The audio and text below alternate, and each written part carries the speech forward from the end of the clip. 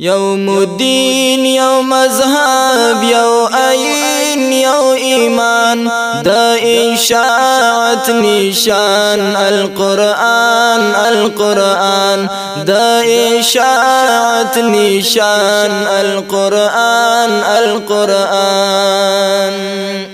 يوم الدين يوم مذهب يوم آيين يوم إيمان دا إشاعة نشان القرآن القرآن دا إشاعة نشان القرآن القرآن دا لا ريب كتاب دا كلام دا الله دا قانون دا دراب دا نظام دا الله